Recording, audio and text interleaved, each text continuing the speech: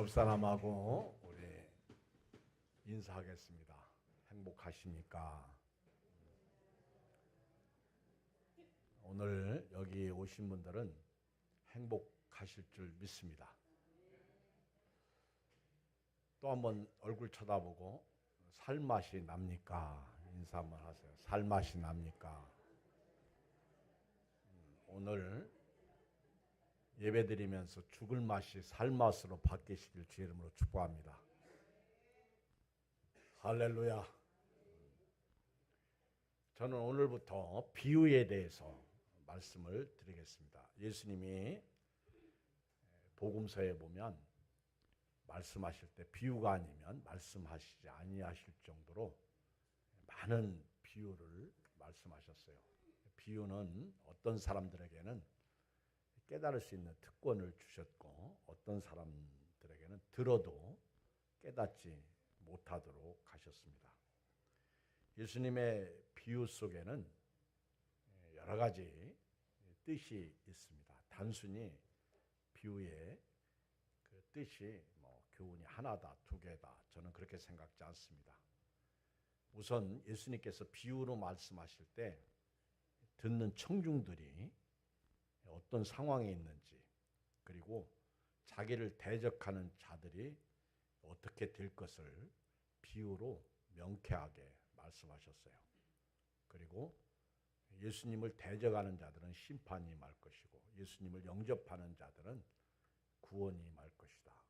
그것을 아주 예수님께서 정확하게 비유를 통해서 제시하고 계십니다.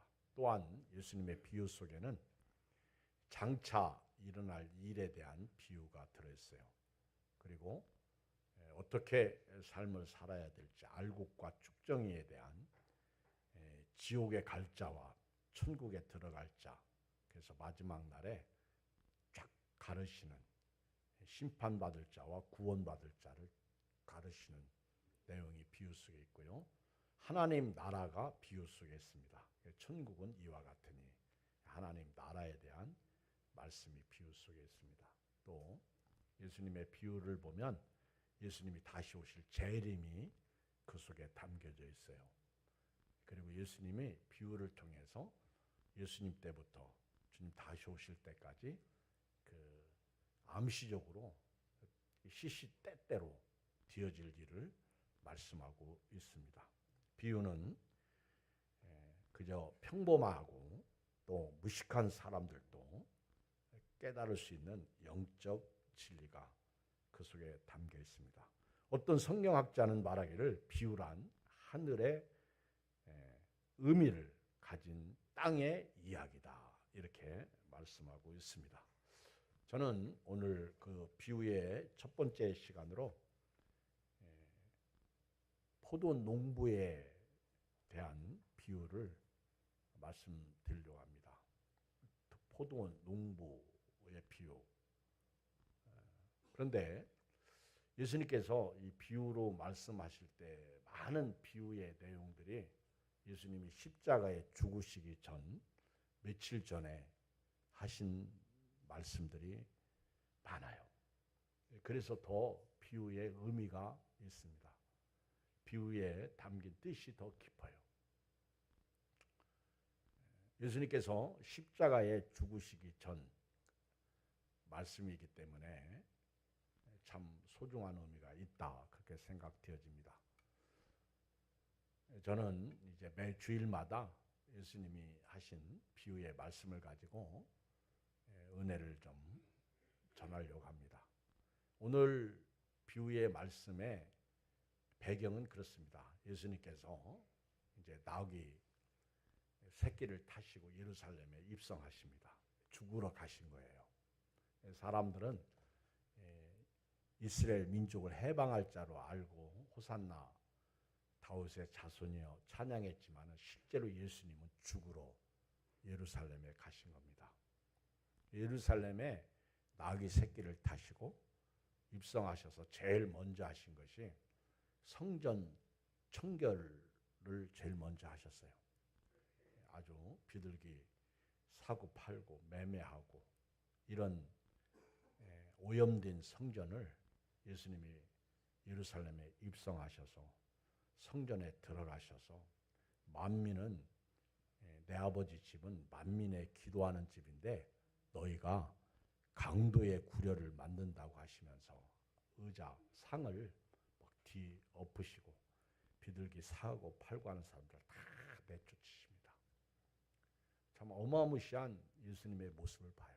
오늘 한국교회에 우리 예양교회나 우리 믿음의 사람들의 마음, 이 성전이 예수님이시거든요. 예수님을 모신 곳이 성전인데 우리 마음도 예수님이 계신 우리 마음도 어쩌면 비둘기 사고 파는 것처럼 내 안에 세상 것으로 꽉 차 있어. 세상의 욕망, 물질적인 것, 세상의 그런 음료, 거대 바벨론이 내 안에 있어요. 그리고 내가 추구하는 것을 보면 예수님께서 지금 나를 보실 때에도 어쩌면 내 속을 뒤집어 놓으실 수 있는 그런 영적인 상황이 오늘 우리의 영적 상태가 아닌가 그런 생각을 해봅니다. 여러분들이 생각하는 거, 여러분들이 마음 먹는 거, 여러분들이 입술로 나오는 그런 불만, 불평, 원망들, 그리고 짜증스러운 거, 이 속에서 그리스도인이지만은 여전히 타락한 내 모습, 세속적인 내 모습, 정욕적인 내 모습, 마귀적인 내 모습을 보면서 예수님이 지금 내 안에 계시지 못하고 떠나실 것 같고요. 그리고 아마 예수님께서 예루살렘에 입성하셔서 성전에 들어가셔서 성전을 뒤집어 놓으신 것처럼 내 안에 오물들을 뒤집어 놓고 쫓아내기를 원하시고 계실 줄 모릅니다.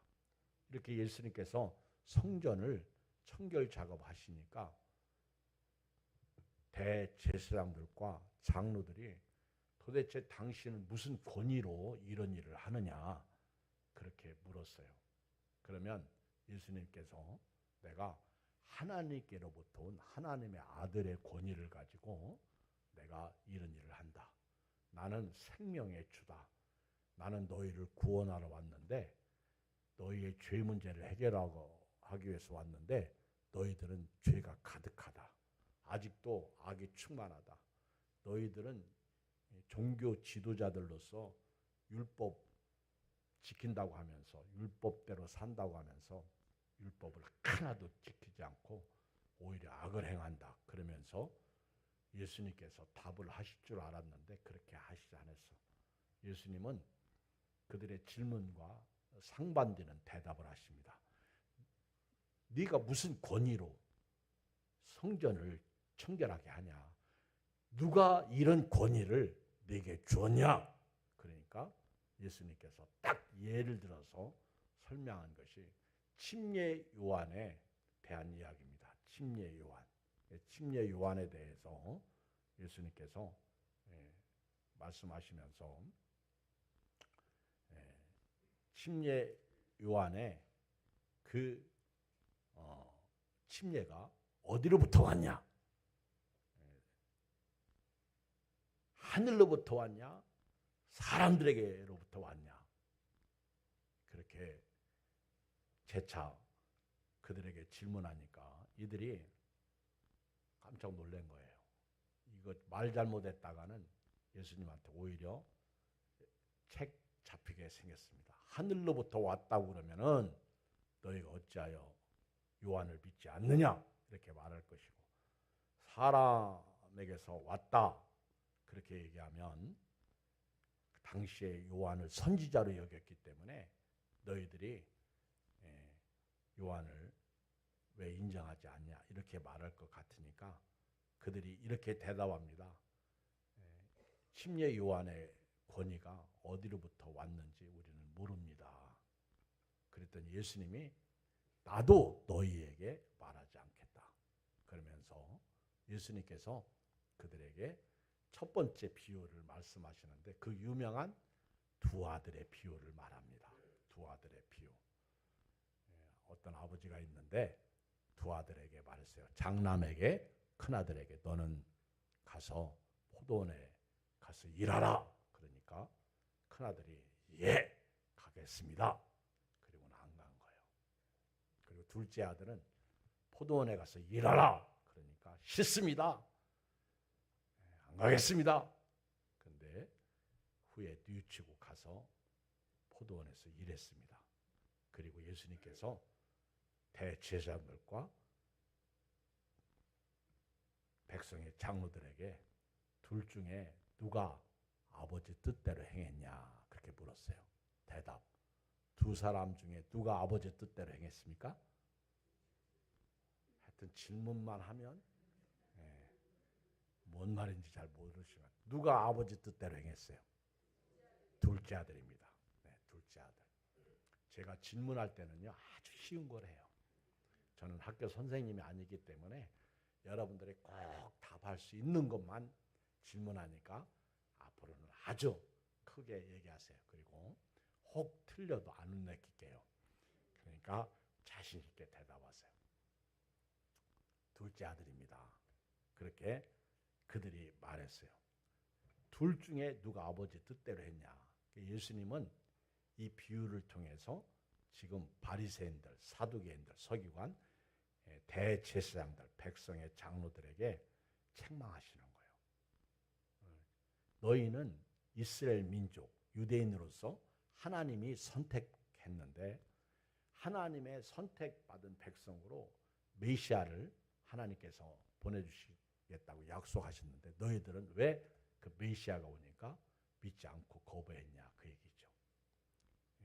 처음에는 포도원에 가서 일하라 그러니까 예 대답해 놓고 정작 예수님 오시니까 안 가겠습니다.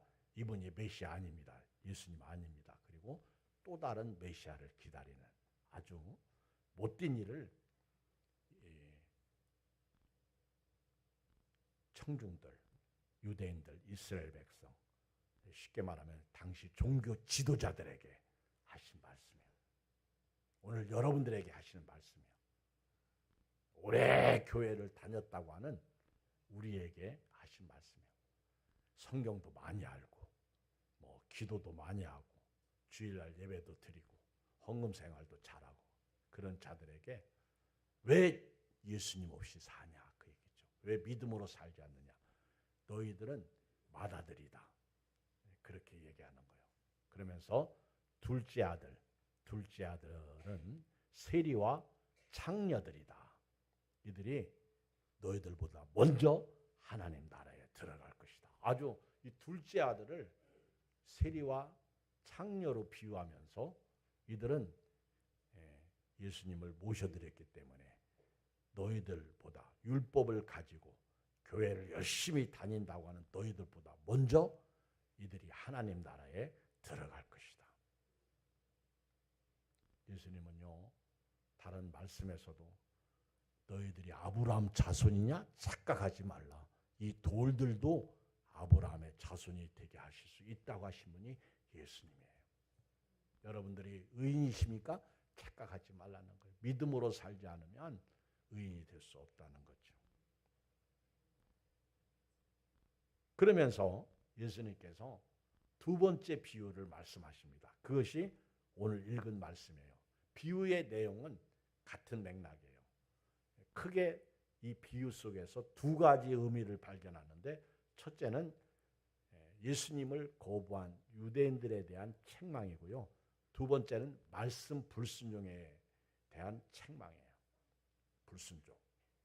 저는 오늘 우리 교회를 다니면서요. 교회 안에 있는 불신자가 많아. 예수님을 믿는 것 같은데 예수님 없이 살아가는 바리새인들처럼 서기관들처럼 사두개인들처럼 사는 사람들이 많아. 누가 봐도 목사님이요. 누가 봐도 장로님이요. 누가 봐도 권사님이요. 누가 봐도 집사님이요. 그런데 가만히 보면 예수님이 안 계셔. 메시아를 거부하고 있어.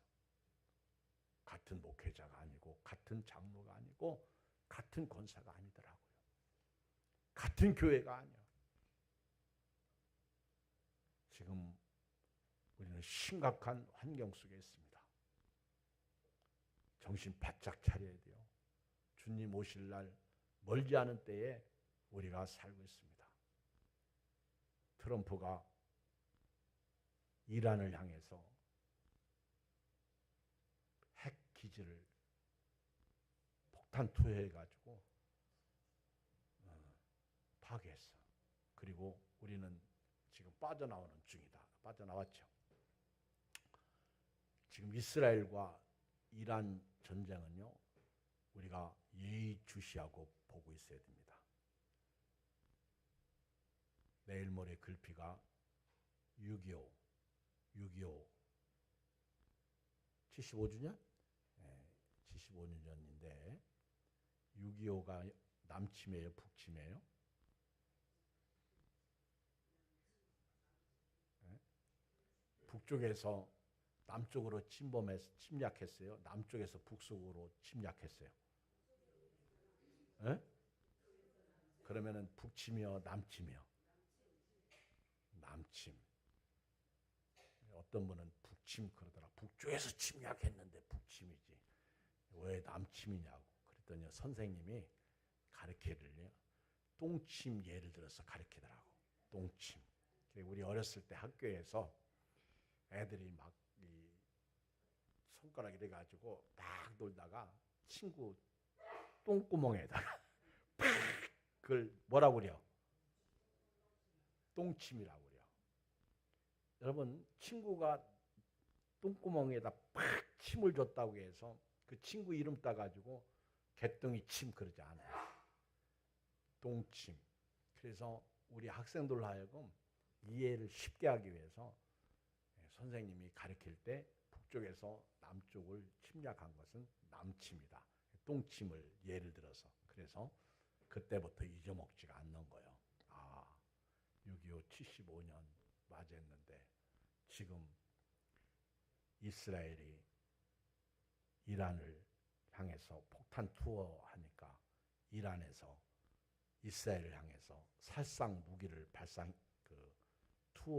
투여를 했는데 그 살상 무기는요, 폭탄이 터지면서 그 안에 폭탄이 여러 개가 터져가지고 그건 비윤리적이고 비도덕적인, 그래서 사람들을 죽이는 무서운, 그래서 우리 북한을 예의주시하고 봐야 된다 이런 얘기를 하더라고.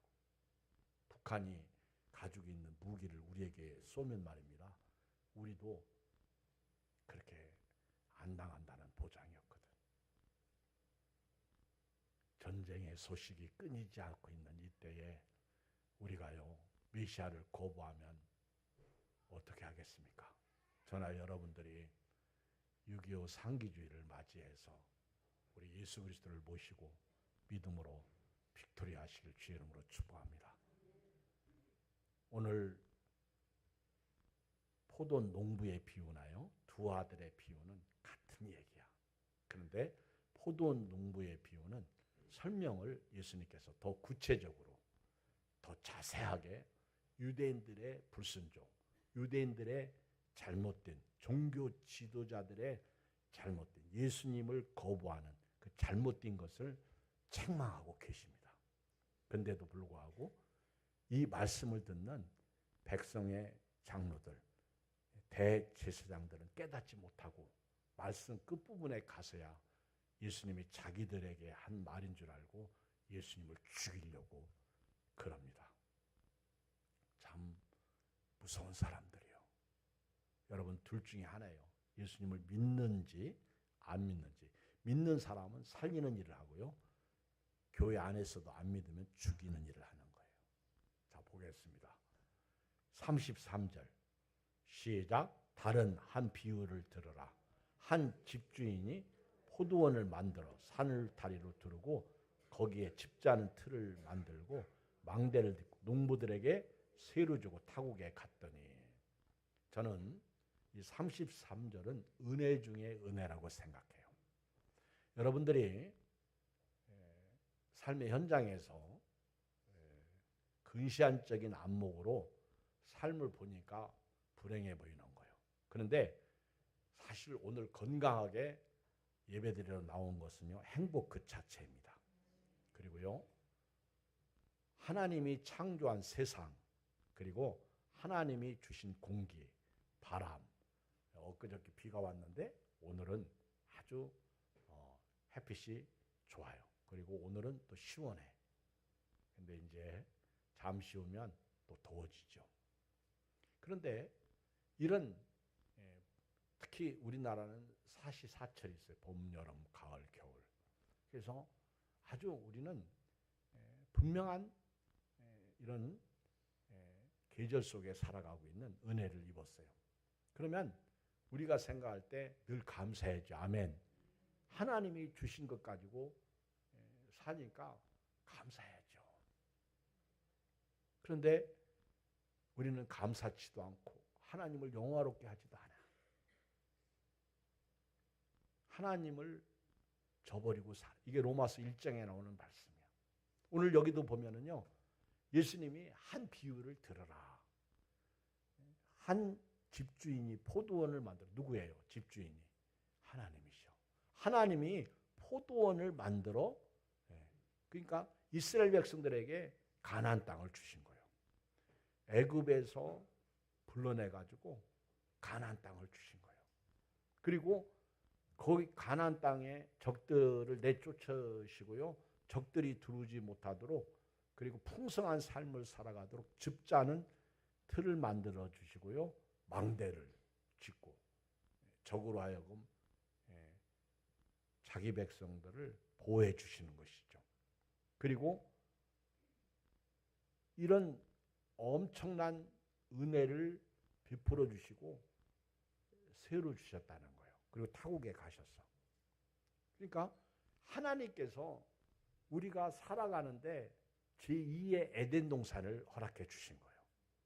타락한 백성, 죽어 지옥 가는 백성을 하나님이 구원해서 하나님의 포도원이라는 영역 속에 우리를 살게 해주시고 그리고 그 포도원에서 행복하고 건강하게 누리면서 살아가도록 그렇게 하나님께서 은혜를 베풀어 주신 거예요. 이게 어마무시한 은혜입니다. 근데 우리는 그 은혜를 생각하지 않아. 그 은혜를 쏟아요. 그 은혜를 차버립니다. 이게 유대민족이에요. 이게 이스라엘 백성이야.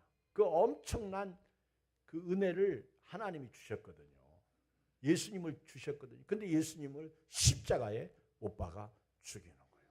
제가 어제 제 친구가 전라도에서 목회하는데 그 딸이 강남 중앙침례교회 여자 전도사요. 그런데 40살 먹었는데 어제 결혼을 했어요. 아멘. 결혼했는데 그냥 받아. 하나님이 하셨나 봐. 이 친구가 여기 봐요. 결혼을 딸이 하는데 제가 이제 거기 갔어요.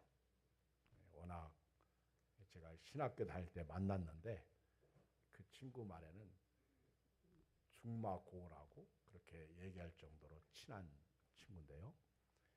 결혼식장에 갔는데 그 축가를 하더라고. 축가를 하는데 그 축하하는 분이 누구냐면 그 손경민 그 목사님 부부가 왔어요. 이분들이 그 행복이라는 노래를 작곡했고 또 은혜라는 노래를 작곡했죠. 근데 참 저도 기대하고 이렇게 이제 듣는데 마침 또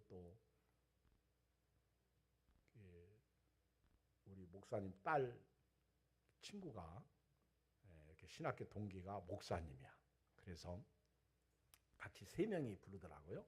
처음에는 행복이라고 행복에 대한 노래를 불러. 그래서 그 결혼 축가로 부부가 이렇게 참 행복한 결혼, 그렇죠?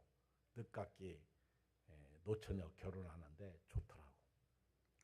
그런데 그 다음에 이제 부르는 노래가 2절로는 은혜를 부르더라고. 은혜. 내가 누려왔던 모든 것들이 내가 지나왔던 모든 시간이 내가 걸어왔던 모든 순간이 당연한 것 아니라 은혜였어. 아침 해가 뜨고 저녁의 노을, 봄의 꽃향기와 가을의 열매, 변하는 계절의 모든 순간이 당연한 것 아니라 은혜였어. 모든 것이 은혜, 은혜, 은혜, 한없는 은혜. 내 삶에 당연한 것 하나도 없었던 것을 모든 것이 은혜, 은혜였어. 근데 왜 제가 코끝이 찡한지 모르겠어. 그렇다. 은혜다. 근데 우리가 그 은혜를 감사할 줄 모르고 그 은혜를 쏟아요. 여러분, 우리는 어떤 대형 교회를 다니는 것도 아니고 그렇다고 아주 개척교회도 아니고 우리가 이런 상황에서 하나님 앞에 예배드릴 수 있도록 하나님이 인도해 주시고 건강 주시고 또 하나님이 주신 자연의 공기를 마음껏 마시고 살아갈 수 있는 이 모든 것들이 은혜예요. 돌아보면 받은 복이 크지. 그렇죠? 그래서 받은 복을 세워보면 정말 감사하고 기쁘게 살아야 되는데 그렇지 못해. 오늘 말씀에도 보면은요, 하나님이 이렇게 아주 최상급의 포도원을 만들어 주시고 그리고 너 다 가져라. 그리고 열심히 살아라. 행복하게 살아라. 내 말에 순종하라. 은혜입니다. 그렇게 아주 하나님이 다 주셨어. 근데 오늘 성경에 보니까 새로 주셨어요. 새로. 여러분 내 것 아니요. 주님 것이야. 옛날에도 그런 예를 제가 드린 적이 있는데 어떤 분이 죽는데요. 부자야. 죽는데 너무 내가 살고 누리던 것이 아까운 거야. 안 가지고 가면 안 되겠어. 그래서 하나님이 불러갈 때 하나님 앞에 그랬어요. 주님, 내가 한 가지 소원이 있습니다. 뭐냐? 제가 살던 거 말입니다. 이거 재산 다 정리해가지고 가지고 가면 안 될까요? 그랬더니 알아서 해라. 그래서 이 사람이 재산을 다 정리해가지고요. 그걸 아주 비싸게 그 모든 돈을 금으로 바꿨어. 금. 요즘은 금 원하는 대로 해줘요. 그죠? 그래서 금덩어리 하나를 크게 이렇게 만들어가지고 야, 이게 내가 세상에서 모은 거 이제 하나님 앞에 간다. 가지고 간다. 그 기쁘게 이게 딱 등에 이제 지고 가는데 그 금덩어리가 무겁습니다. 여러분 그거 지고 가는 거요. 그게 그 금 밥도 안 줘. 그래도 막 너무 좋은 거야. 자기가 이렇게 모았던 거 가지고 가니까. 근데 여러분 이건 예를 들어서 얘기하는 거지 진짜 가지고 가는 거 없어요. 하나님 앞에 드린 것만 남아요. 하나님께 쌓아놓은 것만 남아. 그래가지고 이 사람이 금덩어리를 탁 배낭에다 메고 딱 갔는데 베드로 사도가 물었어요. 그 배낭에 그게 뭐요? 그랬더니 금입니다. 그러는 거예요. 그래서 베드로 사도가 놀래가지고 아니 그거를 무겁게 왜 가지고 오십니까? 그러니까 이거 내가 세상에 사는 동안 열심히 살아서 모은 건데 내가 하나님께 소원을 안 했더니 가지고 오라고 해서 지금 지고 오는 거예요. 그랬더니 베드로 사도가 껄껄 웃으면서요. 밑에 좀 보세요. 발로 밟은 것 좀 보세요. 그래 보니까 다 금덩어리네. 아 이거 도로 포장용을 왜 가져오셨어? 무겁게. 우리가 여러분 하나님의 나라는요. 뭐 수정 같다. 뭐 남보석, 녹보석, 뭐 유리, 바다. 여러분 하나님의 나라는 우리가 상상하는 그 이상이에요. 아멘. 왜 가지고 왔냐고. 베드로 사도가 그게 웃자고 한 얘기지. 그렇죠? 여러분 하나님 앞에 갔을 때 하나님이 여러분들 뭘 보실 것 같아?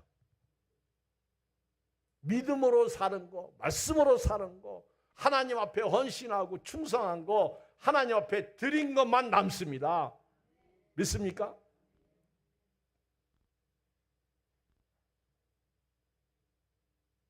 우리는 하나님이 주신 은혜를 받아 누리면서 살아야 할 인생이에요. 이걸 세로 주고 갔다는 거예요. 여러분, 우리나라는 다른 나라에 비해서 전세가 있어요. 전세. 이 전세가 있는 나라는 제가 볼 때는 거의 없어. 대한민국이 유일한 나라가 아닌가 그렇게 생각이 되집니다. 전세가 있는 나라. 돈 얼마를 딱 주고요. 그리고 요즘은 이제 월세가 많이 월세를 받죠. 보증금 조금 넣고 월세를 많이 이제 받는 추세인데 우리나라도 이제 전세가 뭐 많이 이렇게 옛날 같지 않은 상황이죠. 그런데 저와 여러분들이 꼭 명심하실 것은 우리는 새 인생이라는 거예요. 어차피 하나님의 것을 가지고 쓰다가 주께서 오라고 하시면은 가는 거예요. 어렸을 때 비가 오는 날 비 오고 난 후에 이렇게 이제 냇가에서 놀아. 냇가. 우리 지난번에 우리 치명자 권사님이 오셨다가 그 얘기하더라고. 우리 이경 목사님 고무신 꼬몽 고무신 얘기했다고. 제가 그 바람에 생각나가지고 얘기하는 거예요. 비가 오고 나면 애들이 이렇게 볼을 싸요. 볼을 위에 보 아래 보 물을 잔뜩 잠겨놓고 그리고 이제 다음 보에는 또 위에 볼을 터치면 물을 막을 수 있어요. 그래서 이제 막으면 아랫보 애들이 승리하는 거야. 근데 그때 모래를 막 이렇게 모래성을 쌓고 검은 고무신 거꾸로 이렇게 막 뒤집어 가지고 자동차 만들어서 붕붕붕 하면서 놀고 했던 그런 기억이 나는데, 그런데 엄마가 불러. 기영아, 밥 먹으러 와. 그만 놀고 들어와. 그러면은요, 조금만 더 놀게요. 그러면 맞아. 네, 알았습니다 하고 놀던 거 다 놓고 집으로 가야 돼요. 주께서 어느 날 우리를 불러요. 그만 와라. 그러면 여러분들이 쓰던 거, 여러분들이 입던 거, 여러분들이 자던 집 다 놓고 가야 돼요. 아무것도 가지고 갈 게 없어. 어떻게 살다가 가실 겁니까? 그리고 이제 열매가 거둘 때가 되니까 이제 포도원 주인이신 하나님께서 종들을 보내는 거예요. 왜? 열매 좀 받으려고. 이 지금 농부들은 소장인이거든요. 그러니까 소장인들에게 그동안 너희들이 먹고 살았으니까 이제 11조를 내라. 그리고 감사 좀 해라. 그리고 몸 좀 들여 헌신 좀 해라. 그리고 충성해라. 그렇게 열매를 받기 위해서 선지자들을 보냅니다. 종들을. 이사야 선지자, 예레미야 선지자, 에스겔 선지자, 다니엘 선지자, 그리고 아모스, 미가, 나훔, 하박국, 스가랴, 말라기까지. 그러다가 침례 요한까지 보내는데 이들이 하나님이 보낸 종들, 소장료를 받기 위해서 보낸 종들을 죽이는 거예요. 때리는 거예요. 그러니까 야, 이거 안 되겠다. 아들을 보내면 내 아들은 존경할 것이다. 사랑할 것이다. 그래서 아들을 보냈더니 야, 이거 아들 왔다. 이놈 죽이면 이것은 우리 것이다. 그리고 아들을 죽이는 거예요. 진짜 못했어요. 은혜를 쏟은 거예요. 그래서 예수님께서 이렇게 비유로 말씀하시면서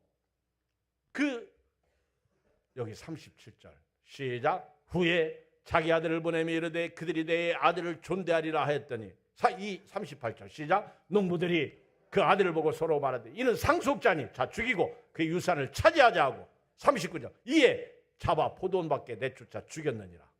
그러면 포도원 주인이 올 때 그 농부들 어떻게 하겠느냐? 여러분 같으면 대답해봐요. 어떻게 하겠어요? 어떻게 하겠어요? 지금 예수님이 포도원 농부의 이야기를 하시고 나서 비유로 말씀하시고 나셔서 이 아들까지 죽인 이 배은망덕한 이 이스라엘 백성들을, 종교 지도자들을 어떻게 했으면 좋겠냐?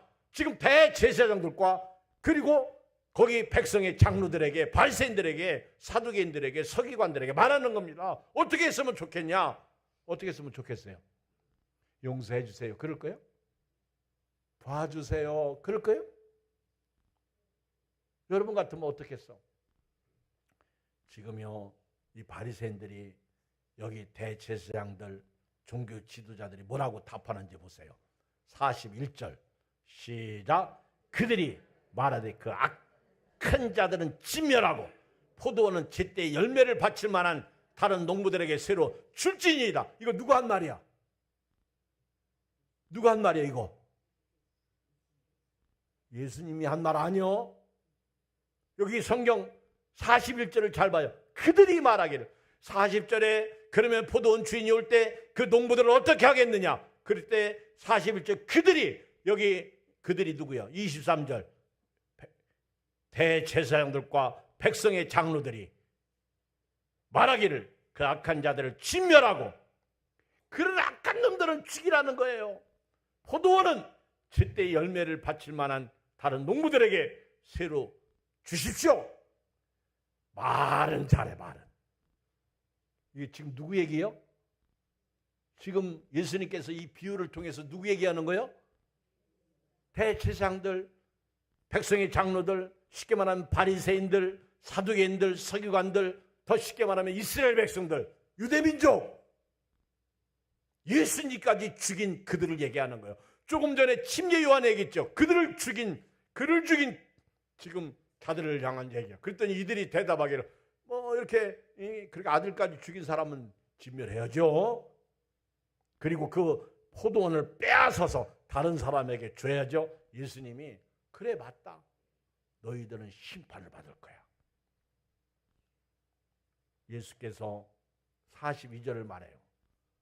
예수께서 이르시되 너희가 성경에 건축자들이 버린 돌이 모퉁이의 머릿돌이 되었나니 이것은 주로 말미암아 된 것이 우리 눈에 기이하도다. 이것은요 시편 118편 22절 인용한 말씀이에요. 예수님께서 시편에 기록된 말씀을 인용하기를 건축자들이 버린 돌이, 건축자들이 이스라엘 백성이야. 이들이 버린 돌이 모퉁이의 머릿돌이 된 거예요. 오늘 우리는 모퉁이의 머릿돌이신 예수님 위에 쓴 거예요. 그러면서 13절 시작. 그러므로 내가 너에게 이르노니 하나님의 나라는 너희는 빼앗기고, 이 하나님의 나라는 너희는 빼앗기고, 너희가 누구요? 유대민족이야. 이스라엘 백성이야. 지금 이 말씀을 듣는 대제사장들과 백성의 장로들이야. 너희는 하나님의 나라를 빼앗기고 누가 들어가? 세리와 창녀들이 들어간다는 거예요. 세리와 창녀가 누구예요? 죄인이라는 얘기. 죄인이 누구예요? 우리죠. 너희는 하나님의 나라를 빼앗기고 그 나라에 열매 맺는 백성이 받으리라. 제때에 소작료를 드릴 수 있는 사람이 받는 거예요. 오늘 여러분들은 이 시대에 하나님을 섬기는 백성으로 제때에 소작료를 드리시길 주의 이름으로 축복합니다. 우리는 소작이냐? 우리는요 하나님이 주신 바운다리 안에서 범주 안에서 살아가고 있다고요. 하나님의 은혜 없이는요 하루 살 수 없는 거예요.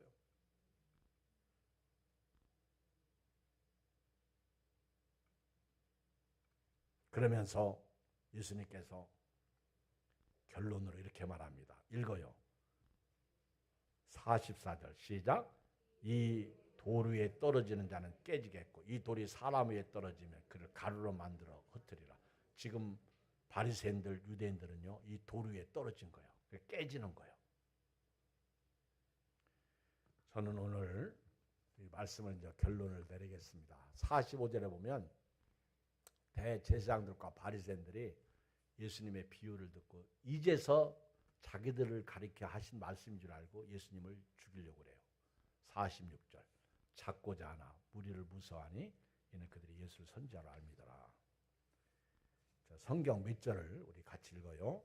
우리 로마서 11장 20절. 로마서 11장 20절 이제 화면 좀 띄워주시기 바랍니다. 시작. 옳도다. 그들은 믿지 아니함으로 꺾이고 너는 믿음으로 섰느니라. 높은 마음을 품지 말고 도리어 두려워하라. 하나님이 원가지들도 아끼지 아니하셨으니, 원가지가 누구요? 이스라엘 백성들. 원가지들도 아끼지 아니하셨으니 너도 아끼지 아니하리라. 정신 차리라는 거예요. 자, 오늘 저와 여러분들이 이 말씀을 들으면서 자꾸 유대인들, 이스라엘 백성들, 종교 지도자들만 생각하면 안 돼요. 나를 생각해야 돼. 아멘. 나도 그렇게 꺾일 수 있다는 거예요. 오늘 제목이 뭐예요? 은혜를 쏟지 말라는 거예요. 나도 꺾일 수 있다는 거예요. 원가지도 아끼지 아니하셨은즉 너도 아끼지 아니하시라. 그러므로 하나님이 인자심과 준엄하심을 보라. 넘어지는 자들에게는 준엄하심이 있으니 너희가 만약 하나님의 인자심에 머물러 있으면 그 인자가 너에게 있으라. 그렇지 않으면 너희도 지키는 바 되리라. 사도행전 4장 11절 읽어요. 사도행전 4장 11절 시작. 이 예수는 너희 건축자들이 버린 돌로서 집 모퉁이의 머릿돌이 되었느니라. 다른 이로서는 구원을 받을 수 없나니 천하 사람 중에 구원을 받을 만한 다른 이름을 우리에게 주신 일이 없습니다.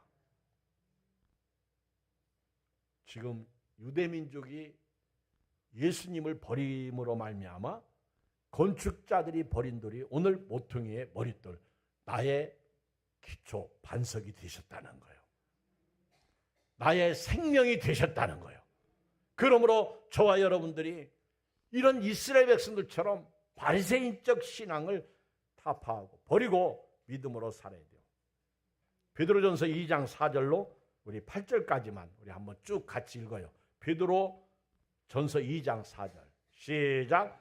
사람에게는 버림바가 되었으나 하나님께는 택하심을 입은 보배로운 산돌이신 예수께 나아가 너희도 산돌같이 신령한 집으로 세워지고 예수 그리스도로 말미암아 하나님이 기쁘게 받으실 신령한 제사를 드릴 거룩한 제사장이 될지니라. 성경에 기록되었으되 보라 내가 택한 보배로운 모퉁이 돌을 시온에 두느니 그를 믿는 자는 부끄러움을 당하지 아니하리라 했으니 그러므로 믿는 너희에게는 보배이나 믿지 아니하는 자에게는 건축자들이 버린 그 돌이 모퉁이의 머릿돌이 되고 또한 부딪히는 돌과 걸려 넘어지게 하는 바위가 되었다 하였느니라. 그들이 말씀을 순종하지 아니함으로 넘어지나니 이는 그들을 이렇게 정하신 것이라. 오늘 결론 두 가지.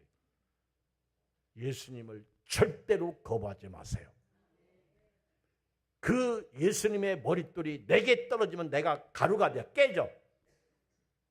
내가 그 돌 위에 떨어지면 죽어. 그러나 예수님 머릿돌에 내가 내 믿음으로 기초를 거기다 세우고요. 말씀에 순종하고 반석 위에 집을 짓기를 주의 이름으로 축복합니다. 기도하겠어요. 우리 기도할 때